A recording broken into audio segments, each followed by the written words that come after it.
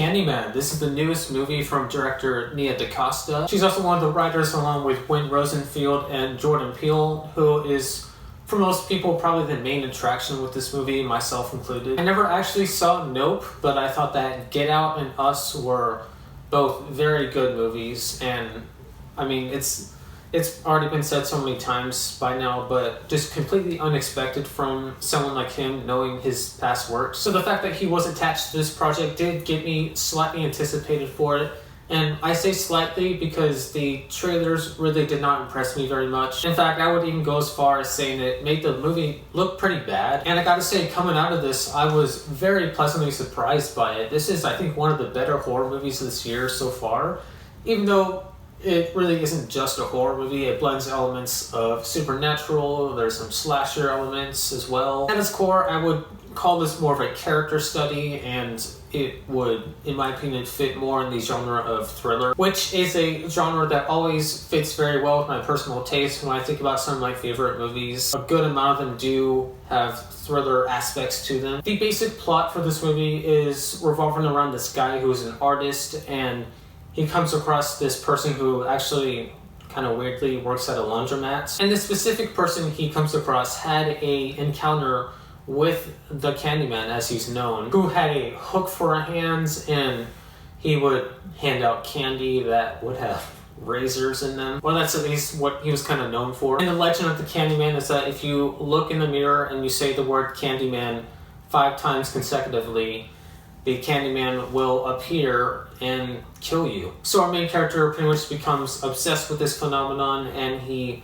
creates a visual art. And his art that he creates, long story short, is a reflection that you can look into, and you are supposed to be able to summon the Candyman. And like I said, this movie is really a character study at its core, and while you could find some aspects of this part of the movie to be a little bit stereotypical, and there's some familiar tropes with this kind of point of view that the movie is told in, I thought it was very well done. Even though it is somewhat of a typical, downfall of a character kind of slowly going insane as the story progresses, they managed to pull it off very well and kind of put a more modern take on this trope. And a lot of this is done effectively thanks to the great performance by, I hope I'm saying this right, Yahya Abdul-Mateen II.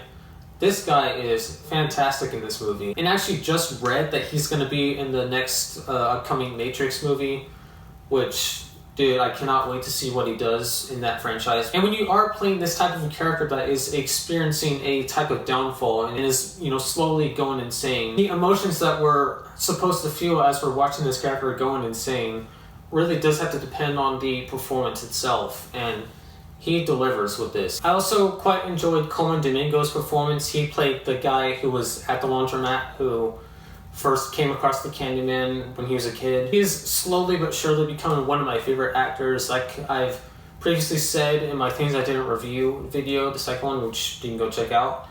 I loved him in Zola, and yeah, he's also very good here. And this movie really does deliver on the scares, quote-unquote scares. I say it like that because I can see a good amount of people saying that this movie wasn't very scary. But personally, to me, for a movie to be scary, it does not have to have a bunch of, boom, or a bunch of jump scares like that. Like, to me, that's not what scary is limited to. I don't think it just has to be things that surprise you.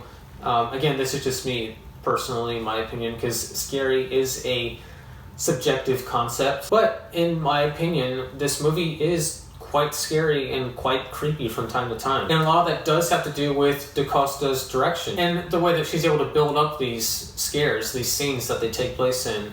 You really got to be paying attention early on to look for clues. And kind of similar to a movie like Hereditary, this is a film where you kind of have to be looking at the entire screen, at each corner, each place in the screen, to notice certain things that appear. And there are more than a couple of moments in this movie that just so satisfied the film geek inside of me, and especially the utilization of mirrors in this movie. And just several moments in this movie where the scares were just very well done and for me personally, just very satisfying. Now, as much as I did like this movie, I can't say that I loved it, and I think one of the things that kind of brings it down for me is the third act. The third act of the movie does kind of go down a typical horror movie conclusion route. And it's not like how I said before, they were able to make parts of this movie feel fresh, even though a little bit familiar. I just felt like the emotional investment that I was feeling throughout the movie didn't really go beyond the second act. And trying to be vague here because I don't want to really spoil anything, but basically our main character makes somewhat of a transition at a point in the movie, in the third act, and it was just incredibly abrupt. The movie just didn't really stick the landing like I wanted it to, or like I think it thinks it did. And the movie is pretty slow moving throughout, which I did like for the most part. I do like how it takes its time.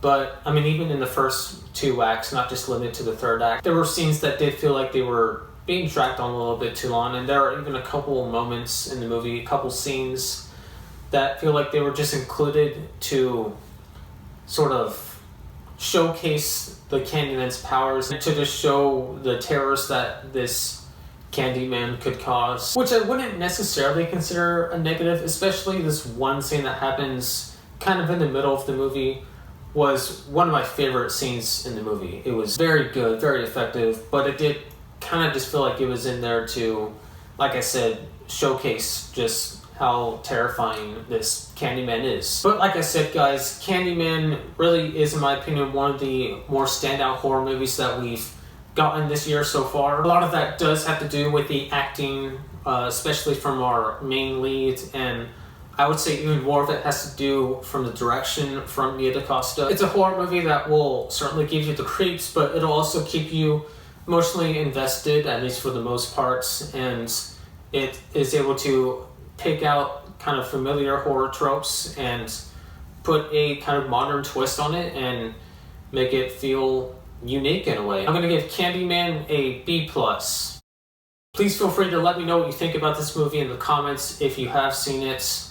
I would recommend this one. If you saw the trailer and thought, like, no, that looks stupid, that looks cheesy, I'm not going to go see that, believe me, I was there with you guys. I thought it looked kind of dumb as well. But it really is a good movie, and I actually kind of forgot to mention that this is a sequel. It's a direct sequel to the 1992 film that was also called Candyman. I haven't seen it, so I didn't feel like I really needed to talk about it, and I think if you haven't seen that movie, you can go watch this and still get some enjoyment out of it. I clearly did, so yeah. That's all I got for you guys. Thank you so much for watching, and I will see you later. Peace out.